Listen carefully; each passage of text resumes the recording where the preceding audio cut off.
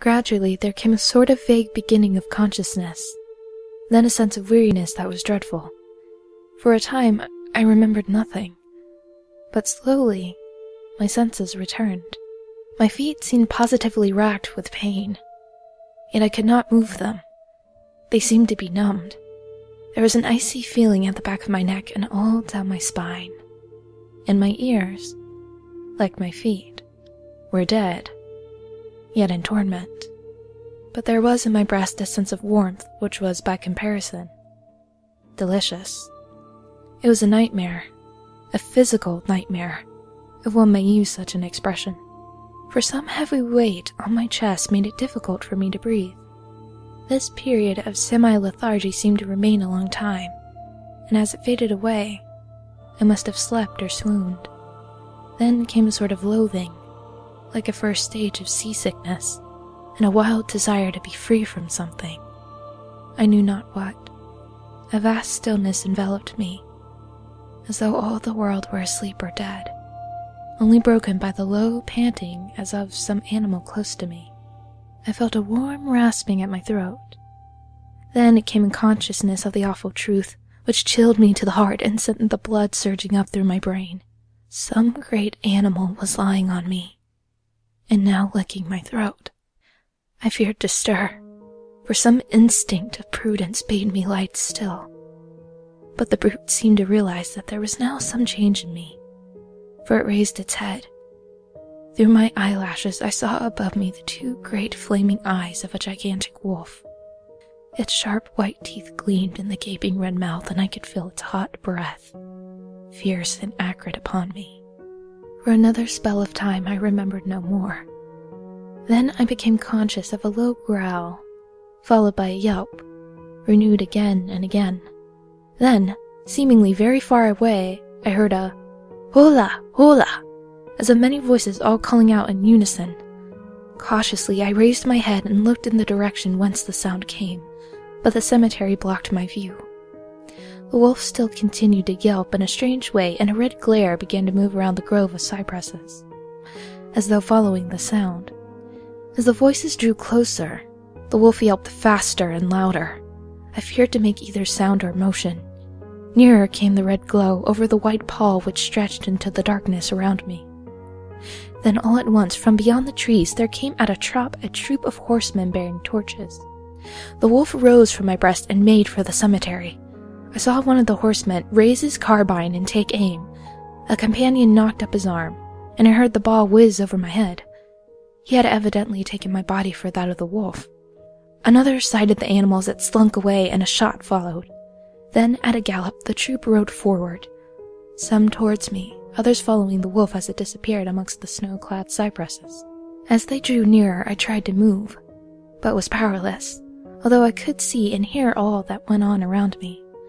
2 or 3 of the soldiers jumped from their horses and knelt beside me. One of them raised my head and placed his hand over my heart. "Good news, comrades," he cried. "His heart still beats." Then some brandy was poured down my throat. It put vigor into me, and I was able to open my eyes fully and look around. Lights and shadows were moving among the trees, and I heard men call to one another.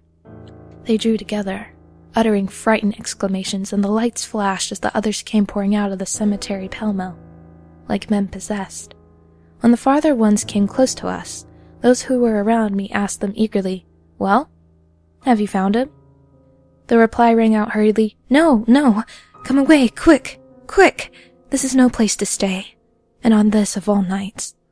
"What was it?" was the question, asked in all manner of keys. The answer came variously and all indefinitely, as though the men were moved by some common impulse to speak. Yet they were restrained by some common fear from giving their thoughts.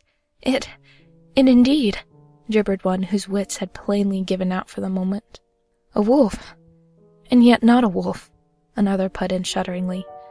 "No use trying for him without the sacred bullet," a third remarked in a more ordinary manner.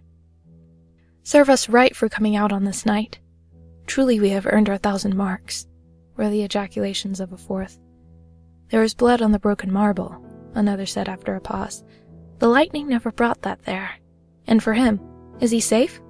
Look at his throat." "See, comrades, The wolf has been lying on him and keeping his blood warm." The officer looked at my throat and replied, "He is all right. The skin is not pierced. What does it all mean? We should never have found him but for the yelping of the wolf." "What became of it?" asked the man who was holding up my head and who seemed the least panic-stricken of the party, for his hands were steady and without tremor. On his sleeve was the chevron of a petty officer. "It went to its home," answered the man whose long face was pallid and who actually shook with terror as he glanced around him fearfully. "There are graves enough there in which it may lie. Come, comrades, come quickly. Let us leave this cursed spot." The officer raised me to a sitting posture as he uttered a word of command, and several men placed me upon a horse. He sprang to the saddle behind me, took me in his arms, gave the word to advance, and turning our faces away from the cypresses, we rode away in swift military order. As yet my tongue refused its office, and I was perforce silent. I must have fallen asleep, for the next thing I remembered was finding myself standing up, supported by a soldier on each side of me. It was almost broad daylight, and to the north a red streak of sunlight was reflected, like a path of blood, over the waste of snow. The officer was telling the men to say nothing of what they had seen, except that they found an English stranger, guarded by a large dog. "Dog? That was no dog," cut in the man who had exhibited such fear. "I think I know a wolf when I see one." The young officer answered calmly, "I said a dog." "Dog?" reiterated the other ironically.